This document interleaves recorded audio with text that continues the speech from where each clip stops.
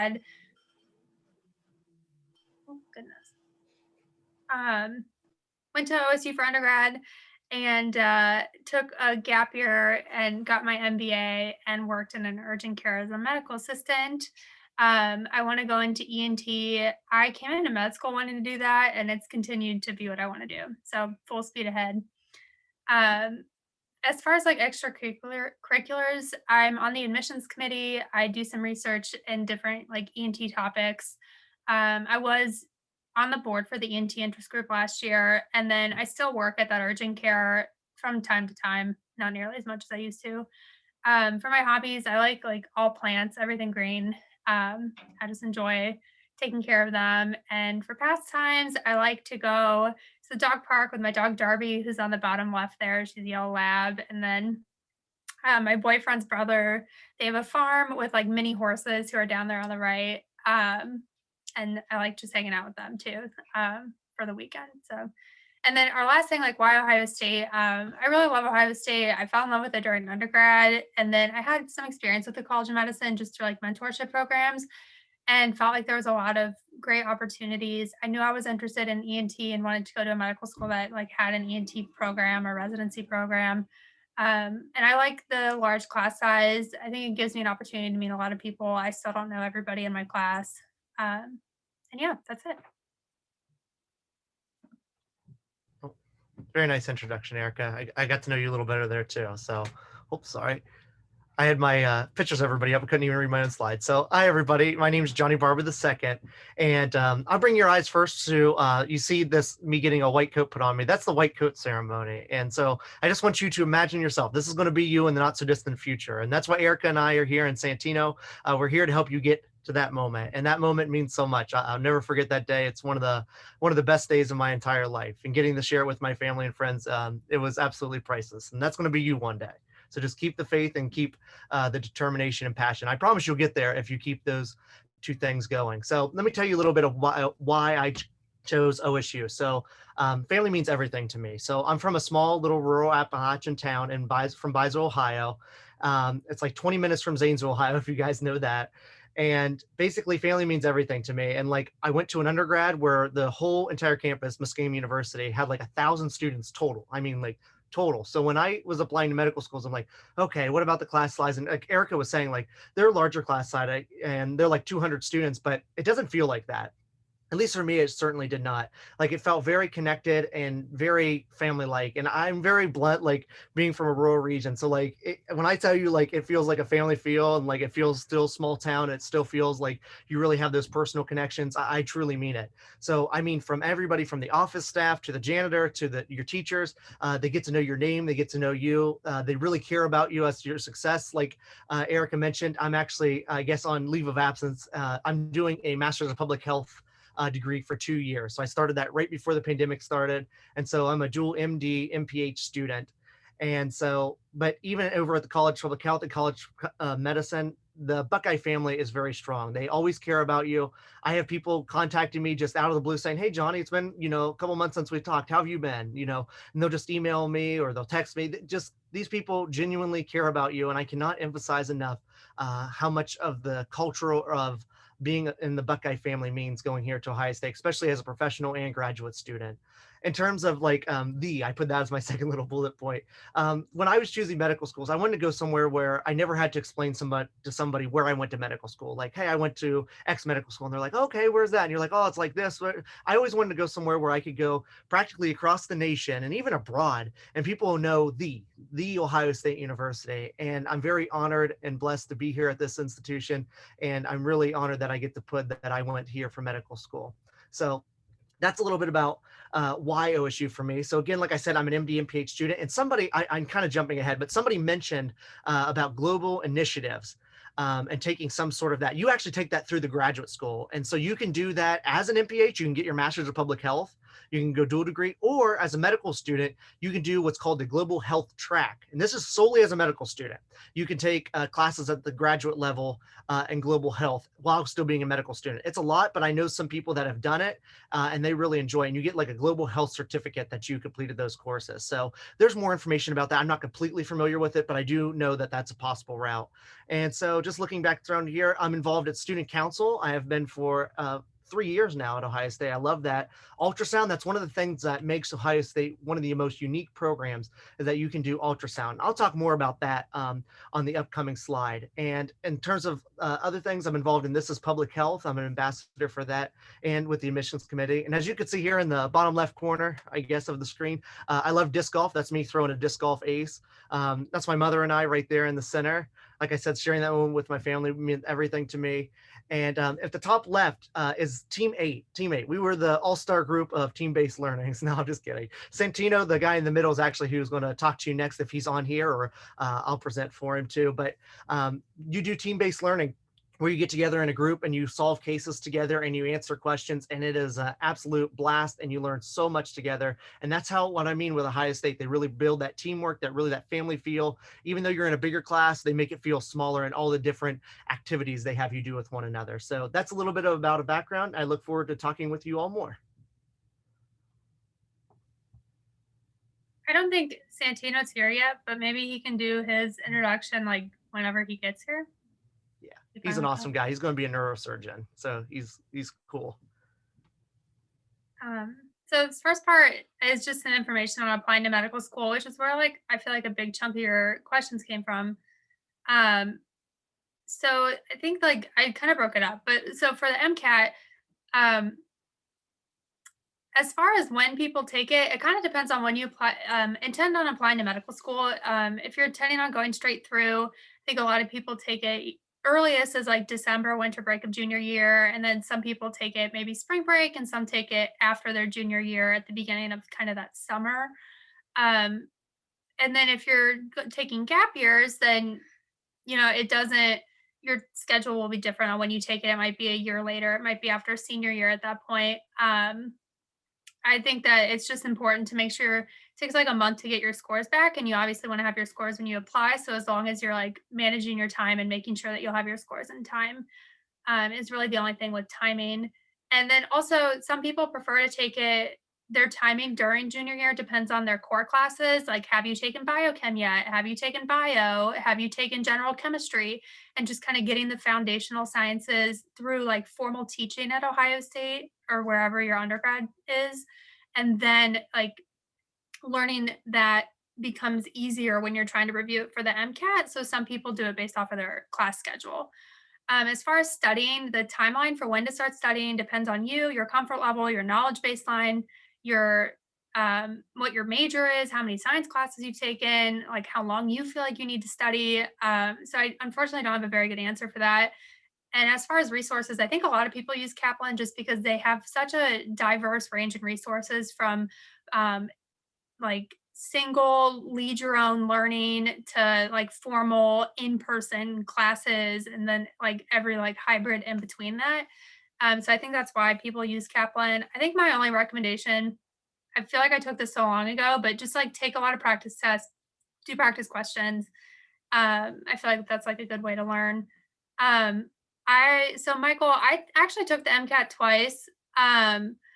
I, like, wasn't, like, that thrilled about my first score, so I took it again and got, like, 4 points better. I think that, like, the biggest thing is if you take it again, making sure that you do better and not worse, which sounds like duh, but you have to, like, actually study more if you're gonna take it again.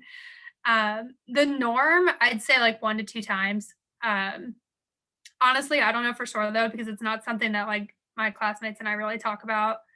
As far as like on the admissions committee, if I'm looking at someone's metrics, I just look for trends of things. And so if you decide to take your MCAT again, you did better. Like to me, I'm like, good for you. Like you wanted to do better and you did better. Um, that's how I personally look at it, but I can't speak for like other people on the committee. And as far as the application, what do people look at? It's very much like holistic now. A lot of schools are moving towards that. Ohio State really focuses on that. So it's broken into three like triangle peaks. You have your metrics, which is GPA and MCAT. Um, you have your experiences, which is clinical, research, leadership, volunteering, etc. And then character traits, which are really determined during your interview. And your interviewer will ask you questions that are kind of like getting at that. You can try to work that into your personal statement or your application if you look at like competencies a medical student should have. It's like on the internet, but um, the character traits is largely in the interview. Someone had a question about like what counted as clinical experience. Literally anything that is remotely clinical. So maybe you were research and it was clinical research, or shadowing, or you scribed in an ED, or you were a home health aide, or you volunteered like Red Cross blood drives, or you taught CPR classes, like anything clinical. Research, you can have any research and any topic you want, and you don't like have to have publications. You're not going to get rejected from med school because you haven't published a paper as an undergrad. If you have it, great, but if you don't have it, it's like more so like the experience of research versus like actual productive papers coming out of research that people look at. Leadership is important. Service, community service, volunteering is important. It doesn't have to be just like hospital volunteering. It can be anything that you're interested in. And the more interested you are in about it, you'll be able to talk about it better during the interview and we'll be like obviously excited about it. So if you like volunteering at elementary schools, like go volunteer at elementary schools. You don't have to do the hospital stuff just because you're applying to medical school. As far as like what GPA and MCAT to look for varies on schools. Like the MSAR I put down here is this resource that collects like data every year of the schools, and I just use that and sorted by like GPA or MCAT to look at them. I'm honestly not even sure like what Ohio State's is right now because it changes every year, but I would just use the MSAR. As far as like what schools to apply to is another big question. Definitely apply to every school in your state. Um, so if you're in Ohio, we have a lot, which we're very thankful for. So apply to all your in-state schools, and then using the MSAR or some other resources, kind of sort by your GPA or MCAT metrics. And you want to pick some that are like where their averages are below where you are. So like yours is above that school's averages. Pick a couple there, and then you want to pick some that are like your reach schools where maybe you your scores might be a little bit lower than their averages. And then the majority of yours should be in like you're in their range for those parameters.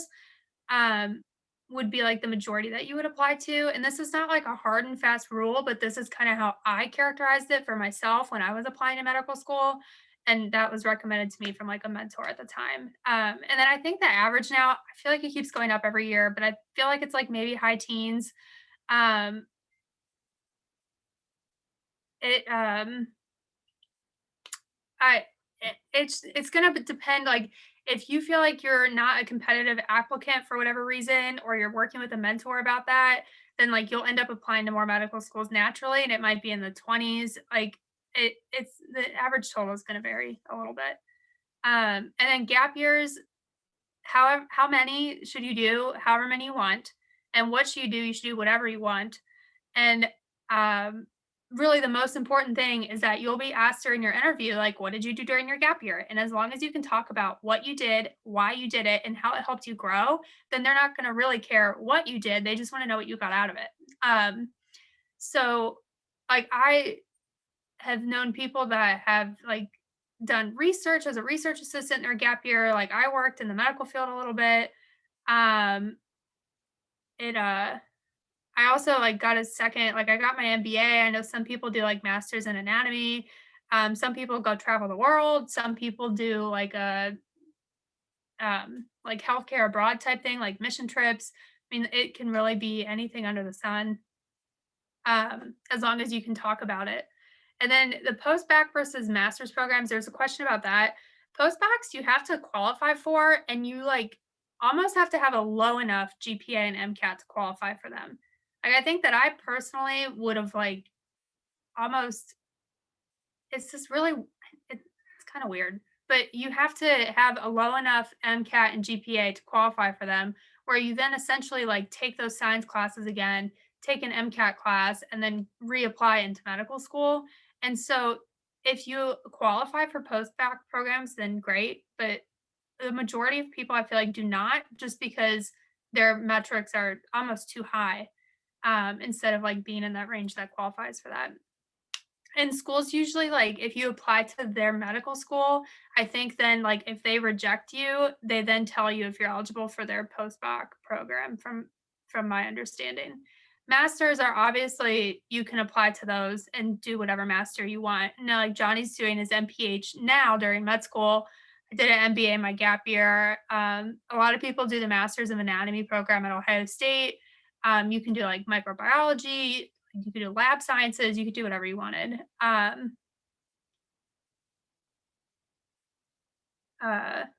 Tons of options. Yeah. So some like last minute like application pro tips that I have. Definitely submit everything as early as you can. Um, you are able to like look at and start constructing your medical school application before it needs submitted. I think almost a month in advance. Like try not to wait till the last minute so that you can try to submit it as close to the first day it opens as possible. Um, and then for your secondaries, like every school is going to send you a secondary. It's unfortunately like everyone sends you a secondary. And so you can find them on Google or Student Doctor Network, and you're gonna have like a 2 month gap where you're not doing anything and you're waiting around. And that's when you can be like pre-writing secondaries for schools that you're really interested in that you want to get your application in as soon as possible. And that can be helpful. And then staying organized. Every school is going to have a different like application portal and requirements and different due dates, and just really trying to keep yourself organized with like what's due when and what's your username and password for like which portals. Because you're going to have, if you apply to 18 schools, you're going to have 18 different portals to keep track of. Um, and then as far as like how to know if a school's right for you, really pay attention to how you feel on interview day. Um, if you feel like uncomfortable by the school, like maybe there's something that's like setting like you don't like subconsciously, you're really jiving with the medical students that you're talking with, like that's a great sign for you. Just kind of like listen to yourself. And then last thing is that like the application stressful can be very cycle, can be like very stressful and isolating and kind of strange. And you and your friends are all competing for the same positions, and it's a weird thing to talk about. And some people are very, very competitive, and some people aren't competitive at all. And it can just become like all consuming and very stressful. So I just like try to take care of yourself and talk with friends and family about like non-medical school things, and just really continue to believe in yourself, like regardless of what you're hearing from your peers. Because that can be difficult. And then, oh, I did have one question. My clinical experience and how I got it. Um, so I worked as a home health aide for a year. It was like a program at Ohio State that I found, or Ohio State students worked in it. And then I worked as a medical assistant during my gap year. I got strep throat during finals week of senior year and went to this urgent care, and they asked what I was doing with my life. And I told them I was like coming up on a gap year for med school. And then they said that they had an opening and like told me they'd interview me. So I kind of like fell into that backwards. But just worked as like a medical assistant there. And then a lot of my friends like were scribes for EDs. They have like a lot of programs you can find. And then I also volunteered for the Red Cross blood drives. And that was like the big, and then shadowing. I did a lot of shadowing. Um, that was my big like clinical experience. All right. Thank you for all that, Erica. And so I guess back to me for a little bit. So okay, so now we're into our preclinical years. What do those look like? Where does student Dr. Brutus Buckeye go? Yeah, I love this slide. I just like the design of it. So let's start. Bring your eyes up to the top left corner. We're just going to kind of go counterclockwise. So in terms of lectures, Brutus Buckeye will go to lectures. But does he actually go to lectures? That is the question. Before COVID, I should say, when they had live lectures, and I know they're going back to more in-person things. So I'll just speak from my experience. So you had the choice of going and attending the live session where the lecturer was live presenting the material, or you could just watch the recorded version on home at your own time. And so I was one of those people. I came from a small little rural town. My class size at my undergrad was 1,000. I'm like, I'm going to every single lecture. I got to have that one-on-one interaction. And by about week 2, I was like, forget it. It's so much easier just to like speed things up. I was watching things on 1.6 speed, 2 speed. So that's what I loved the most about Ohio State. in terms of like the preclinical years is the flexibility and trust they give to you. They let you make your own schedule. I mean, of course you have them things that are required, but there's nobody watching over your shoulder on Monday when the lecture is being recorded and saying, "Hey, did you actually watch this lecture, Brutus Buckeye or Johnny? Did you actually watch that?" There isn't that. You have to really be self-determined, self-motivated, and self-disciplined. But what comes with that, you get great flexibility in determining, hey, I'm going to watch this lecture. I didn't get to that one today. I'm going to move that one to tomorrow. Oh, that one's 2 hours long. I'm going to move that one to tomorrow. Oh, that one's 30 minutes. I'm going to do it right now while I have a gap in time. So the lectures really give you flexibility if you want to view them live in person or recorded afterwards. So there's a great bit of flexibility there. The next thing is Doctoring 101 class, or at least that's what I like to call it. It's called Longitudinal Groups, LG. There are a ton of an acronym. So you're going to be like, what's this? What's that? LG, LC, LP, they're all actual things. It's kind of crazy, but you'll get it. It's no worries. My class always called it Doctoring 101 classes, longitudinal groups. That's essentially where you learn how to do physical exam stuff. It's where you learn how to do how you would ask questions to patients. It's really how you learn, quote unquote, Doctoring 101, how to use your stethoscope, things like that. And then you have those tested later on in what we call OSCEs. And that's basically where you get to interview a standardized patient, which is an actor, and they present some case to you and you have to go through certain things. And basically, Doctoring 101 class, LG, is where you learn the skills for that aspect of the testing. And then the next thing, anatomy lab. The dissections with the cadavers are really, really, really cool. And you get some really amazing guidance from the TAs and the professors. I know this is something that worried me a lot. I came from, like I said, a small university, and I was like, oh, great, I got to have TAs. I never had a TA in undergrad, nope, not one. I always had just the professors with us. And I was like, oh, come on, TAs. I'm telling you, the TAs they have, they are brilliant. I learned so much. You would think they're just acting professors at some point. They are great people and they really know what they're talking about, and they care. I mean, they really try and teach you these things. And even the professors, they're walking around the class, really going around with you. So you get some really good one-on-one time. Okay, now going up to the top right corner, longitudinal practice. See, I told you the L's are coming. So LP, longitudinal practice. I call this the preclinical clinicals. So you are a student doctor, and I put that in all capitals because you are a student doctor. Like, this is student Dr. Buckeye, you are student Dr. Blank. You are a student doctor. And longitudinal practice is cool. I was in a pediatric neurology office, and Diane Boehner, she'll send you an email once you get accepted and be like, hey, what are you interested in? And I said, hey, I'm interested in pediatric neurology. And she's like, perfect, I'm going to put you in pediatric neurology. So they listen to you where you want to go, and you'll be placed in this for your first 2 years.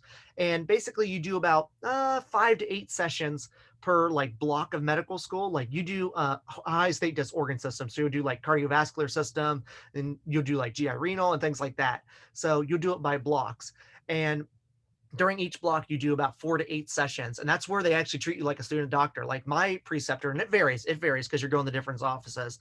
I know some people are on transplant, some people on surgery. There's a lot of options. But my person, she was always like, go into the room, interview the patient, and then come back to me in 15 minutes to tell me what you think it is. I'm like, Dr. Ream, this is day one of medical school. I don't have a clue. Like, you know what I mean? She's like, just use your human intuition. And so the first one was like a little kid with a headache, and I was able to do it. And it felt like a superstar. So they really empower you, and they put you in these situations, and they treat you like an adult, and they treat you like a student doctor. So just embrace that and go with it and make the most of it. And it's been a great learning environment. So, okay, now bringing your eyes down to learning community, LC. See, I told you we covered LG, LP, and now we're on to LC.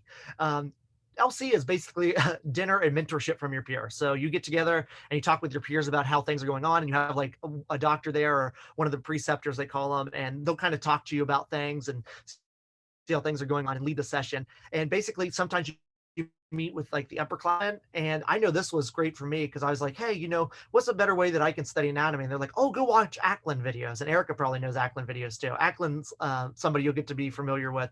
And they're like, you'll watch that to supplement when you can't get physically into the lab. And I'm like, oh my gosh, this is amazing. It's like this guy that goes through dissection. So that's all to say the learning community is another way in which I'm trying to tell you, they take this larger class size and they break it down into meaningful units where you really get this one-on-one time and personal time with your peers, and you really get to know people across your entire class. It's really a unique opportunity. All right, let's go down to school activities. So, school activities. So, ultrasound, that's one thing that I really want to stress to you. Ultrasound is one of the things that makes Ohio State very unique. We're one of the very few programs where they empower medical students to get competent with ultrasound. So, there's BUS, AUS, IUS, which is just beginner, intermediate, and advanced ultrasound. So, I did them out of order. And basically, you get to learn how to do cardiac scanning, tendon scanning. Oh my gosh, lungs. I mean, they teach you how to scan all these things and read pathologies. And this is like an extracurricular thing. There's no grading with this. This is just something to improve you as a physician. It's something you apply for, and they accept a good amount of the class. So you have a very good chance of getting into ultrasound. And that's one of the very unique things. When you're looking through the other medical schools you're applying to, see how many of them offer ultrasound stuff. I'm sure this will be one of the few. Okay, I'm in student council. That's been a lot of fun. You get elected to that, you apply, and then your class elects you to be like a member of that. There's other class events where each class has a certain amount of money they're allowed to spend, and you can go and do different things with that. Clubs, there's many clubs and interest groups. And one thing I'd like to say, if there's not an interest group, you can make it. So that's one thing you can do. Oh, hold on, I see something in the chat with my name. Let me see. It's wrong, but I think you can select discipline focus. Oh, yeah. Okay. Let's take a little detour and let me explain that before I move on. So I'm doing a master's of public health, and I want you to think of master of public health as like a bachelor of science or bachelor's of art. It's just kind of like this broad term. So there's many things you can do within the master's of public health. There's like global health, there's veterinarian health. I'm doing what's called health behavior, health promotion, which is basically learning how to design public health programs, implement public health programs, and things of that nature. So, like I said, I'm from Appalachia, and I really wanted to give back to that broader region, that rural region. And getting a master's of public health lets me be like a doctor for a population, as I like to view it, and helping give back to them by designing public health programs, no matter what I specialize in with my MD. So I'm just taking a larger view and looking at a population as my patient. But yes, the MPH, you have different subcategories in there, just like majors. Like I got a bachelor's of science. Yes. What did I get it in? I got it in neuroscience, that kind of thing. There's certainly that. There's global health, clinical translational science, health behavior, health promotion. No, that's not one. There's many others. I can't remember all of them right now. Environmental health. Yeah, that's another one. Environmental health. So there's a lot. The College of Public Health. If you're interested in global initiatives, there's there's a ton of opportunities and things you can do. So, and like I said, as a medical student, you don't have to be a master's of public health student to do it. You can be a medical student and just take global health science track classes and get a certificate. And you take those on top of your medical school class load. That is an option worth exploring if you're really driven about that. Um, Sorry. Okay, I see. All right. And then one other thing, you can hit the next little thing. All right, perfect. And then the next activity where student Dr. Brutus Buckeye is going, it's fill in the blank. And so you are your own best doctor. So write prescriptions for rest, fun, family, friends, hobbies, and I cited a very reliable source, myself.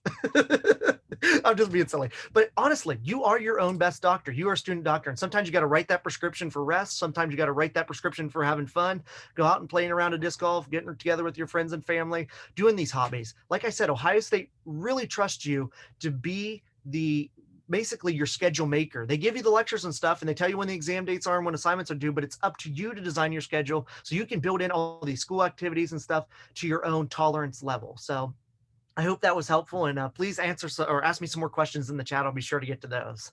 All right, back to you, Erica. All right. So, also wanted to give you an idea of what like my life looks like now in the clinical years. So that starts year 3 of med school. So definitely a little bit more structured just because you're not on your time anymore, you're on clinic time now. So there's like other people relying on you, so you can't make your own schedule as much, but still some flexibility. So there's two different types of days for me. I have so hospital days, and I wake up pretty early, mostly by choice, start my day, drink coffee. Sometimes I do some practice questions in the morning, try to get to the hospital by 6:30. And that's when I pre-round, which is really a fancy word for when I like go through my patient's charts and see if anything crazy happened overnight. Then at 7 o'clock, I get sign out on my patients from the night team. And so that's when they tell us about our whole service and if anything went on or if we got any new admits. And then at 8 o'clock, the whole team does rounds, which is where the med students, the residents, the attendings, the pharmacists, the entire team go around to each room of the patients on our service. So like I was at pediatric palm last week, and so the whole team went around with the respiratory therapist, and we talked about each patient, talked with the parents, examined the patient, and asked like and gave plans for the day or if they were going home. And that normally lasts a couple hours. And around 12 o'clock, there's lunch and lectures. And at least I'm in my peds, so I mostly just at children's right now, but they do 12 to 1 lectures every day and they provide food. And like some days the med students get food, which is nice too. And it's the lectures pointed like directed towards residents, but they're usually like case discussions, going through like presenting a patient and trying to like come up with your ideas as you go along, which are really interesting and very helpful. It's kind of like studying for my test, but now just like in person with like actual patients, which is nice. And then I leave the hospital around 3, go home and just hang out, eat dinner, do some studying, spend time with my significant other, and usually in bed by 8:30 p.m. Kind of like grandma status now. And then on clinic day, it's a little bit different. I wake up an hour later. I get to clinic by 8 o'clock. 12 to 1 is usually a lunch break with no patients. 1 p.m. afternoon clinics, and head home around 5:30, and same kind of stuff in the evening, as I do on my other days, and just go to bed a little bit later. And then my weekends is when I do like studying. I catch up on research projects that need done. I like to go to the dog beach, like I said. See friends. Like we'll try to schedule date nights sometimes. I sleep in more on the weekends, watch TV, chill, do like any of my hobbies that I want to do. Which sometimes means like going out and like weeding the garden, and other times means like doing nothing is what I want to do. So the weekends are kind of my time, and Monday through Friday is my med student time. Um, that's it for yeah, that's all I have for that. I definitely still do some like extracurricular activities like this, for example. You just kind of schedule it into your day, and the attendings are all like very understanding if you have to like leave to take a meeting or whatever. I mean, they completely understand that. They have meetings themselves that come up.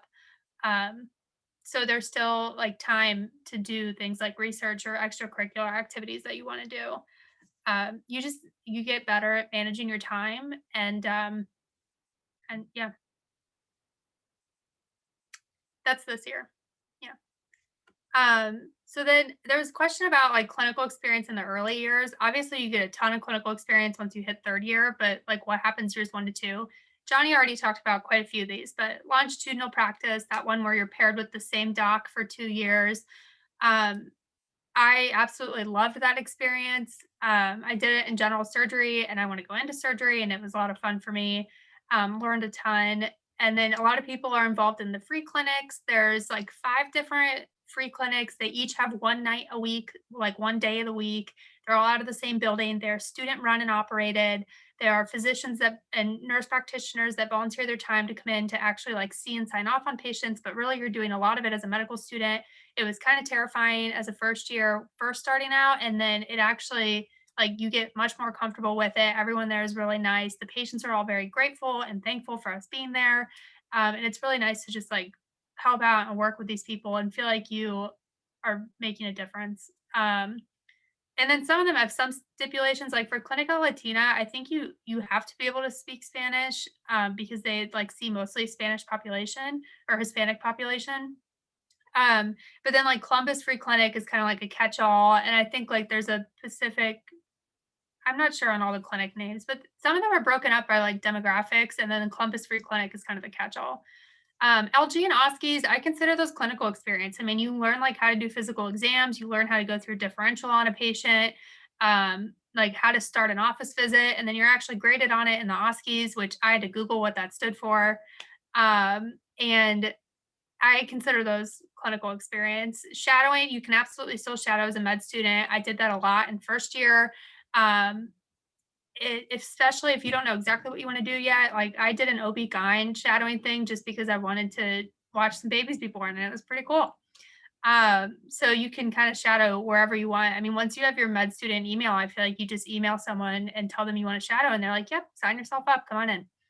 And then research can also be a type of clinical experience if you're doing like clinical research. And so you get to experience with patients sometimes in person, but also a lot of my research has been chart review, which I'm not like seeing a patient face to face, but it does teach you a lot about like how to read through charts, how to get through Epic, like how to find important things. And you also learn a lot about medical conditions while you're digging through trying to look for whatever it is you're looking for the project. Yeah. So is Santino here yet or not quite? I don't see him. Yeah, just hop on. Oh, perfect. Do you want to do your introduction side? Sure, Slide? absolutely. Sorry, I'm like finishing chewing some almonds right now. I'm in between cases. No problem. You didn't bring any to share, Santino? Come on. Nah, man, not in the virtual environment.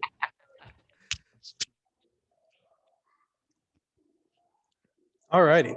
So appreciate you guys being flexible with this little break in the programming. But my name's Santino. I'm a current fourth year at OSU. I grew up in Columbus and just a suburb just north of Columbus in Western Ohio. I went to grad at OSU, undergrad at OSU, so I'm what you call double Buckeye. I actually majored in health informatics and did a minor in neuroscience when I was an undergrad. So I took 2 years off in between undergrad and med school and worked in quality and patient safety at OSU. I also took this opportunity to continue playing rugby, which is something I did during undergrad, and also did a couple backpacking trips abroad to get all the travel bug out before I kind of descended into this career medicine. But I'm currently preparing and currently on a pediatric neurosurgery rotation, but preparing to apply for a neurosurgery residency. And then I guess just some of the extracurriculars I've been involved in during medical school is obviously working with the admissions committee. I do a lot of volunteer work with Pelotonia, which is a fundraiser for people who are from the Columbus area, you know all about, but they work with the James Cancer Hospital at OSU. And it is a annual bike ride. You can do anywhere from like 50 to 150 or even 200 mile routes. And you use it as an opportunity to raise funds, and all the funds that are raised go directly to the James Cancer Hospital to help lead research there. Namely, a lot of the recent innovations in leukemia and lymphoma treatment have been generated from these funds, and there's a whole Pelotonia like institute now that is just targeted at just that exact goal. I also am involved with research, and then I'm a group fitness instructor. Is actually my like working job to help pay off some bills while I'm in medical school. Love working out, love cooking. My family loves making their own homemade wine, so I love partaking in that and just checking out new places in Columbus. And there are a ton of different ethnic foods and restaurants that are awesome things to explore with your downtime. And then I'm from Columbus, so I have a lot of family and friends who are still in Columbus. So I definitely, when I need a break from all the studying and research and everything, I love finding some downtime with them and just hanging out and laying low, just for a little change of pace. But yeah, that's me.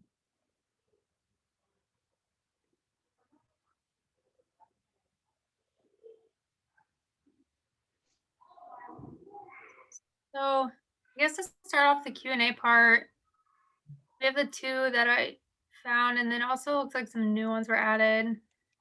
I can just answer one of them real quick. One of them is, did you have any doubts about your journey to becoming a physician during medical school? I will definitely say that medical school is challenging. It's one of the most challenging things I've ever done. But with that being said, it's also been more manageable than I thought it was going to be. In some aspects, I feel like it's a grind, but it's not like the 100% soul sucking thing that people talk about it being. I have not really felt that way. Um, uh, Yeah, I mean, I could also pick I up on that as well, yeah. Erica. Unless you're done, go for it. No, yeah, go ahead. Basically, I've never like had a doubt of my journey and during medical school. There's been times that are tougher than others, but I've always wanted to continue doing what I'm doing. Yeah, so Go ahead. I'll say that I've never doubted like my calling or career to get in medicine. There's absolutely, I mean, times on a weekly, if not daily basis where you question your competence. And it's just, I think, a part of inherent to the training process where you kind of question like, man, do I know this enough? I need to look and review this more so I have it really solidified. So I'm not second guessing myself. So that when patient care is directly dependent on me, you'll know something cold, or it'll be like muscle memory at that point. So I think the questioning is inherent to the process, but it's never been why did I go into medicine, or, man, I'll never, like, I made the wrong decision. It's like, it's almost like, uh, where can I get better? Like, do I know this enough? Like, clearly there's vulnerabilities that lie and exist. So like, how can I better redirect my, energy to address those vulnerabilities or deficiencies in my knowledge to be stronger for the next day, and to just get better and improve every day, so that when you are ultimately attending, you have that confidence and ability.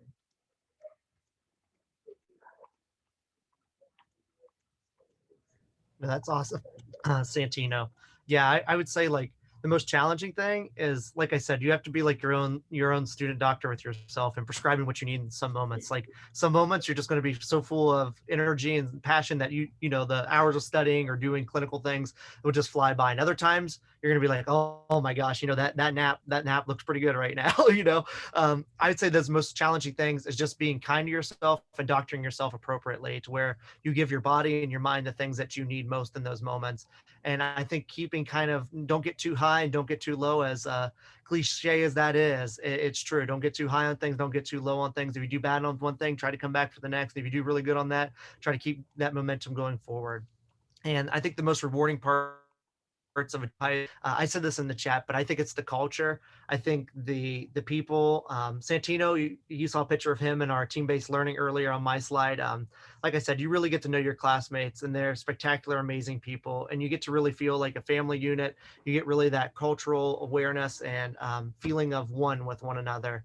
And everyone really supports each other, and they just want to see everyone succeed. I know like medical school is supposed to be competitive, and at least from the original class I was in, it never really felt that way. It just felt like everybody wanted to see everyone have their best versions of themselves. And I'm sure Santino and Erica could speak more to that, but I'd say that's the most rewarding part, is really the people. And as cliche it is, it's the truth. Yeah, I think for me, the most rewarding part has been kind of like watching my knowledge accumulate. I guess I don't feel like I'm learning a ton on a daily basis. And then, like, I get asked a question during rounds or during clinic or something, and I actually know the answer to it. And I almost like surprise myself sometimes. And it's just the amount of stuff that you've been soaking in from the last like 2 years. And to actually then be putting that into practice with real people, not only does it make it easier for me to remember it when I'm like comparing it to patients now in third year, but it also like is more meaningful, I think, where in the first 2 years, you sometimes feel like maybe you're not making a difference because you're at home learning by yourself. But then once you reach your clinical years, like it is worthwhile.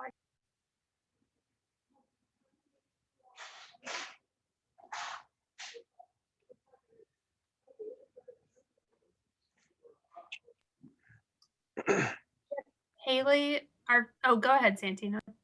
No, I was just gonna make sure we're caught up on all the questions in the chat. Because I think we've kind of been tackling them as they go. But if we did not answer anything, please feel free to either repost the question in the chat or just go ahead and unmute. And, or actually, I don't know if you set rules prior to, but just let us know if we didn't answer it, and we'll make sure we get to it. As far as like the MD PhD programs, I don't think any of us can necessarily speak to that personally.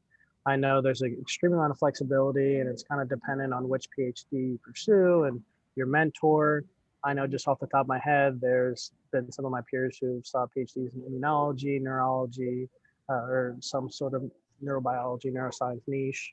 But I think that is extremely dependent on what your research route is, your mentor, and kind of, what lab you get tied to. But again, don't take anything I say, but take everything I say with a grain of salt, because I cannot speak to that personally.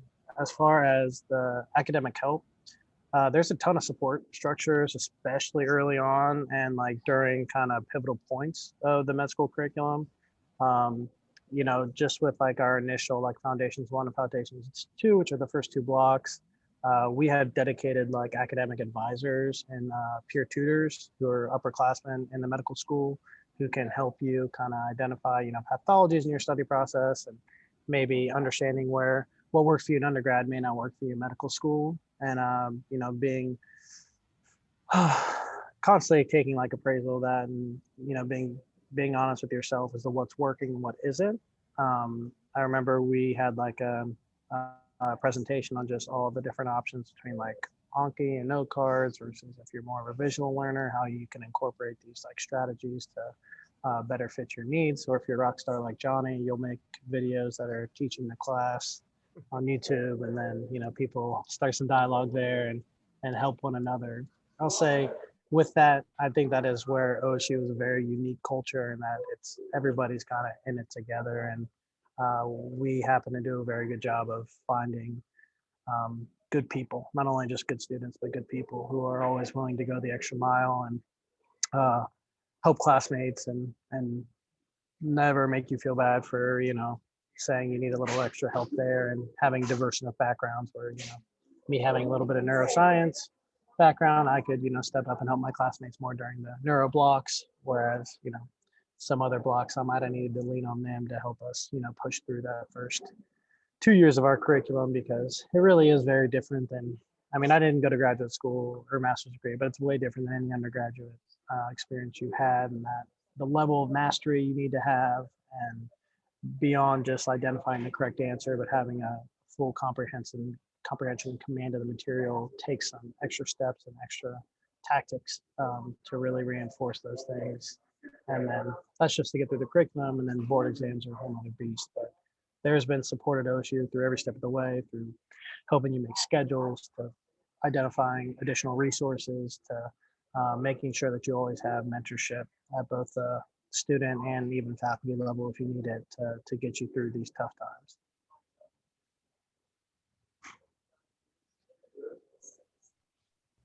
Those are excellent points, Santino. Thanks for going through those. Adita, I see you have your hand up. What's your question? Yeah, thanks for taking your time off today. But I had a quick question. Johnny, you mentioned in the beginning of today's session that there's like a global health track that students can take. Is that different from the electives in the LSI curriculum, or is that a separate program? Just wanted to get. Oh, let me think about that. So yes, I think it's separate. Let me think. I'm thinking back to 2018. Yeah. So the global health electives thing that I talked about is something you take through the College of Public Health.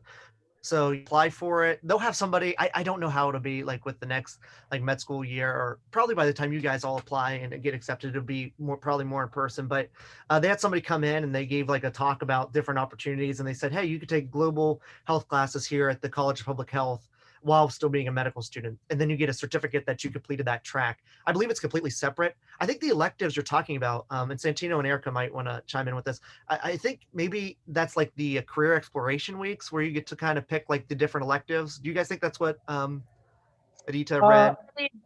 He might be talking about fourth year. Yeah, Oh. the Yeah. fourth year ones. So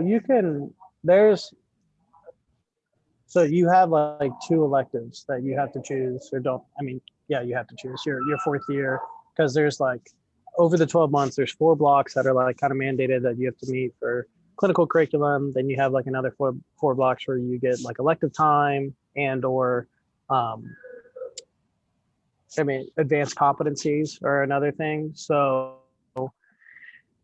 global health opportunities aren't offered as much your first 2 years, except for we do medical mission trips called like PADEMOS, which you can do kind of in the time between your first and second year, or sometimes between second and third year, just depending if you're taking a gap year or doing like a dual degree or what have you. But we'll fund a mission trip to, I think it's Honduras, where it's like 8 days, and you'll actually be there providing healthcare to people in rural villages, and it's all through medical mission. So you'll have all the support and resources to help you through that. But then in your fourth year, you'll get an opportunity to actually do a month long, like 4 weeks. And generally it's like a third world or developing country, and somewhere that is at least resource poor, where you can provide a service and really make an impact. And that ranges everywhere from I know students who have gone to Africa, Southeast Asia, South America, Central America. Really, that you have a little more flexibility, and they have a dedicated like full-time employee who helps to coordinate and navigate like all of those things for you.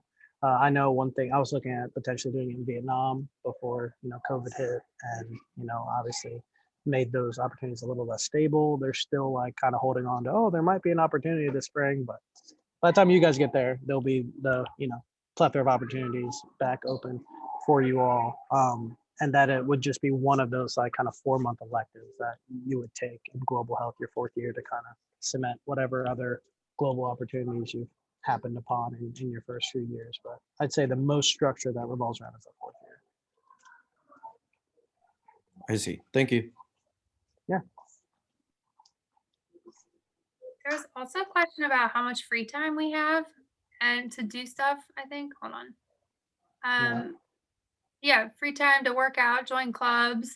I think that the amount of free time like just kind of varies on how you structure your schedule. Like during the first 2 years, I'd wake up pretty early and do all my lectures and try to be done for the day by 3 p.m. because I like to have my evenings to do stuff. Um, and then, but other people like enjoyed like staying up later and sleeping in later. And so then their free time was more so like in the mornings when they were sleeping, or maybe like before bed in the evenings. So I'd say that there's probably like 3 hours per day floating around in there somewhere that could be like free time, but it depends on like your personal schedule, where and how you spend that. I'd say there's probably like 5 hours of med school work to be done in a day on average.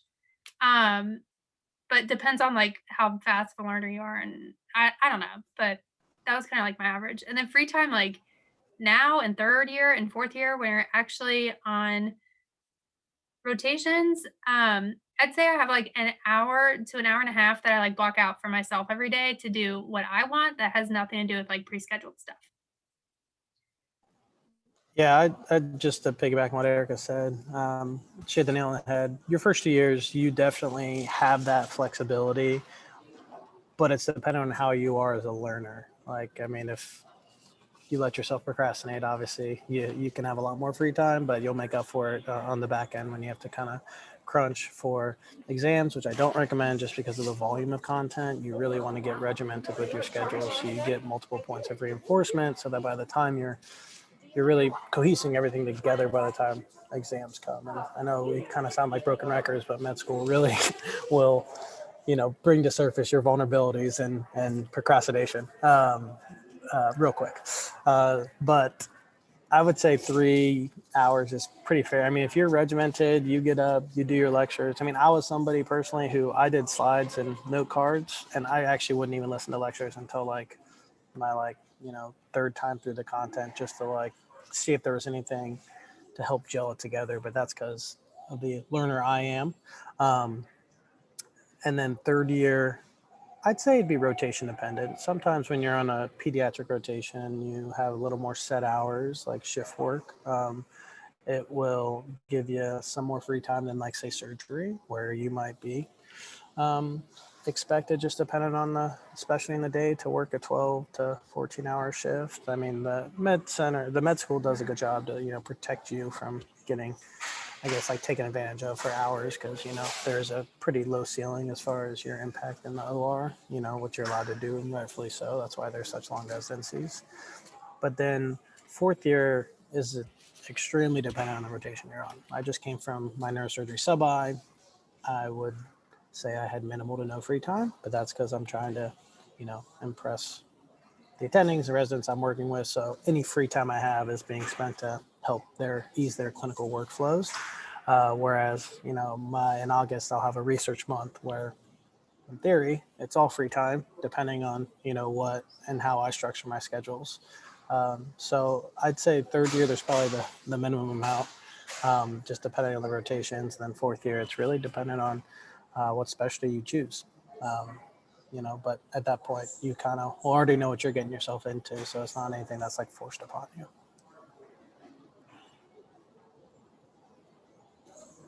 Yeah, I like what Santino said about like studying. That's the thing. You just gotta. There's gonna be some bumps in the road figuring out how to study from like going from undergrad to medical school. I know when I first started, I tried to write down every single note. I'm like, I'm gonna write down every single note.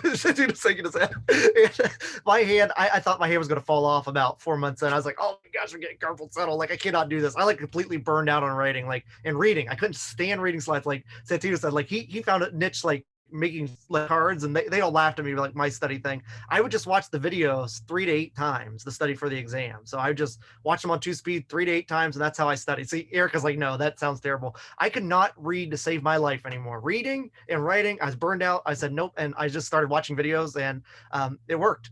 So that I found kind of like my niche of how I like to study is just by rewatching things. So you're gonna need to give yourself some room to error. I don't think you're gonna find out on week 1 what works for you. Just keep bumping along, and then some blocks you're gonna have to change it. Like MSK, like when you take medical musculoskeletal, when you take it, it's like so much memorization with the anatomy. Like I feel like whatever study strategy you use for that, it doesn't translate to some of the other blocks. So you just kind of have to figure it's block dependent. So you'll figure it out, but you got to give yourself room to error, and you can't be like perfection or like this has to work. You just got to do the best you can in the time you're given in that day. I always say just win the day and do the best you can with that day. If you only got 5 hours in studying one day, great. If you only got 10 hours in, great. If you got 1 hour in, great. Just win the day and whatever best for you. You're a human being, and you have to take care of your mental and physical health. So prioritize those things, and it'll take you far. Yeah, that's great advice, Johnny. Don't be rigid in med school. Like there's sometimes things work, and then other times you got to get back to the drawing board, and it's fine. Also, like we're giving you the average days. Like there are absolutely days like I didn't study every single day of first year. Like obviously there's weekends. Obviously there's times where you can, slow it down and speed it up. But you'll get a feel for that. And like I said, once you ultimately choose, should you choose to become a Buckeye, we have all the mentorship in the world so that we'll help you kind of walk you through when those times are to turn it up and slow it down and enjoy your time and free time.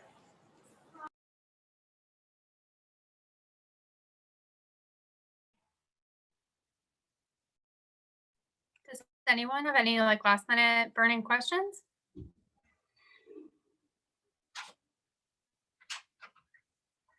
A lower GPA. So sometimes people with a lower GPA will intentionally take a gap year so that their senior grades will get formulated into their GPA. And then they just like intend to do better senior year, and that can bring it up enough. Other people will do a master's program to kind of demonstrate their ability to do well and have X GPA. But also like lower GPA is like very subjective. It depends on what school you're applying to and what their averages are. And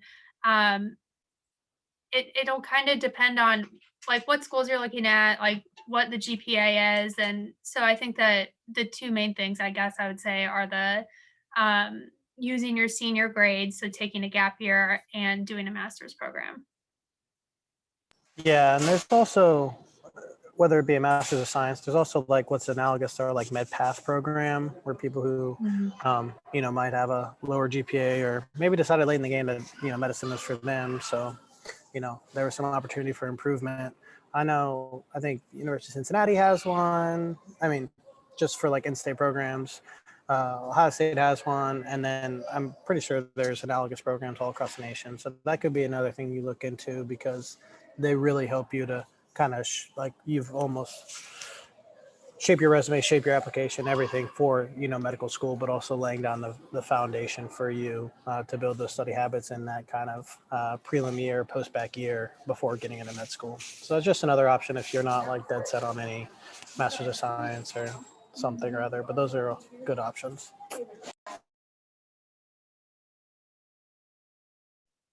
Nicole, is there a way for you to give them our like contact information, or do they already have it? Yeah, I can put it in the chat. Oh, why? Yeah, I can put it in the chat. Sorry. I don't think you have to type all of our emails.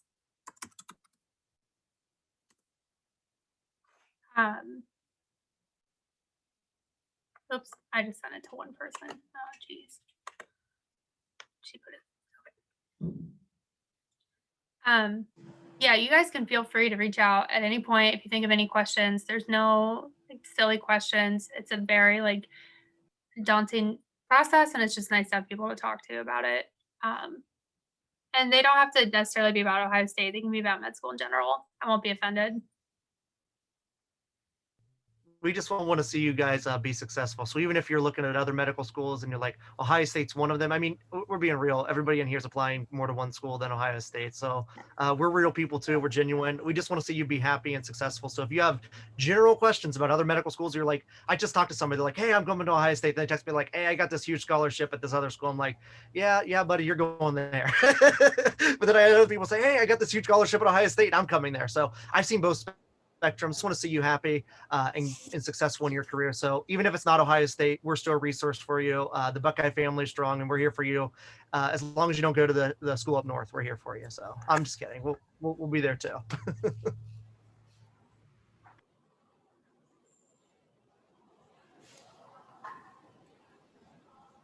All right, I think we can wrap it up. We're a little bit past 1. Thank you guys. Thanks everyone for attending. I put the names in the chat if you want to reach out, and then we're also going to have the recording online later on this week. So if you want to come back and look at what was talked about. Thank you. Thanks, everybody. Yeah, have a good luck. Have a good one, and best of luck with all the applications and this whole process. Learn to enjoy it. I know it's scary and anxious, but learn to enjoy it. Thank you all. All right. I'm going to go to class.